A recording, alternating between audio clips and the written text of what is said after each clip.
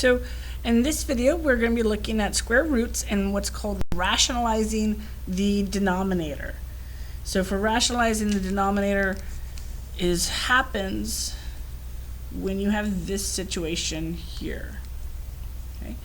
So if you end up with a radical in the denominator, and regardless of what's in my numerator, then you multiply by a conversion fraction. And remember, conversion fractions are anything that equal 1, because you're dividing by itself, that is made up of the denominator.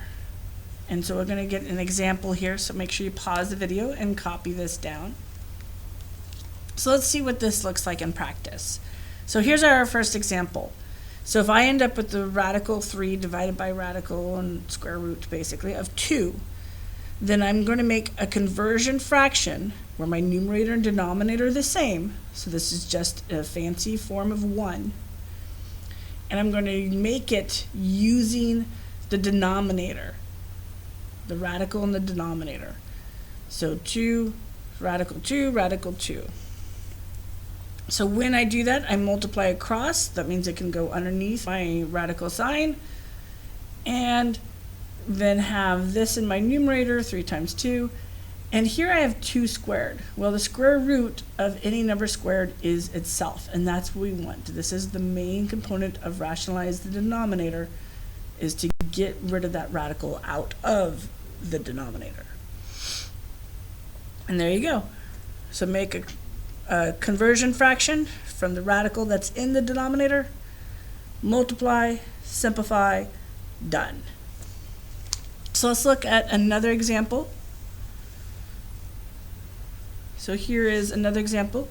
So this is our original problem. Again, we don't really care what's in the numerator. We're only looking at the denominator. So we'll take that quantity in the denominator and turn it into our conversion fraction here. That said, we get this for our numerator, and this is the same concept. You can write it either way. It doesn't matter whether you just square it, because, well, 7 times 7 is 7 squared, or you already do the multiplication, leave it as 49. Well, the square root of 49 is 7. So either way, you'll get the same thing. It just is a preference whether you want to just write it as a square or write the actual product and then the square root it. So the same steps: conversion fraction, multiply, simplify.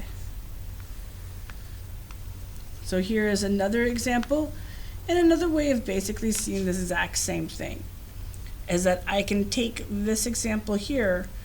5 already is prime, but 18, I can rewrite it as 3 times 3 times 2.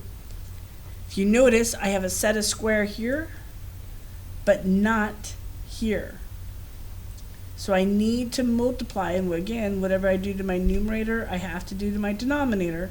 Here's my conversion fraction right here. And that way, I'll end up with a set of 2. That allows me to take the square root of these numbers. Square root of 3 squared is 3. The square root of 2 squared is 2, and 3 times 2 will give me 6.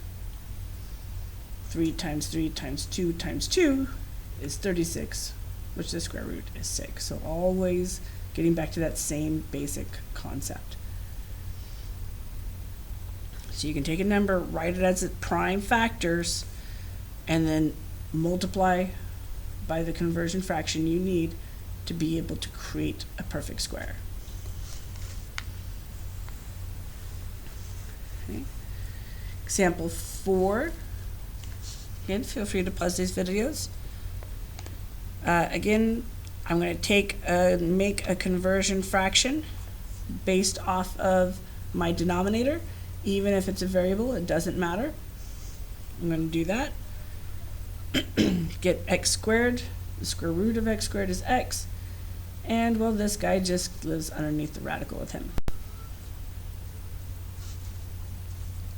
So it doesn't matter if it's a variable or a number.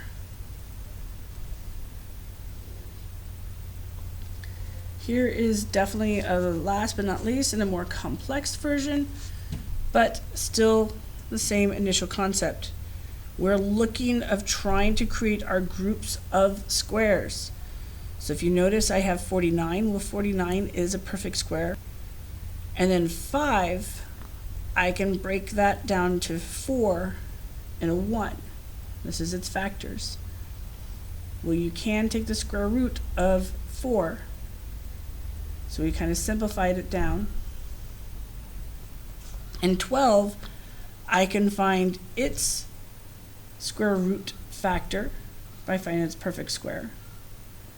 But then I have this lone 3 here, and he also needs to be a perfect square. So I can take the square root of both of them. So I need to multiply it also by a 3, radical 3. Whatever I do the denominator, I have to do the numerator, thus giving me 3 times 3, or 3 squared. So those simplify down to 2 times 3. Square root of 4 is 2. Square root of 3 squared is 3.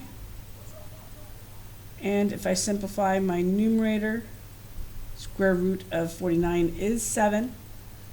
The square root of 4 is 2. And then this is what's left behind. And this is what it simplifies down to. Okay? So I hope this helped. And have a good day.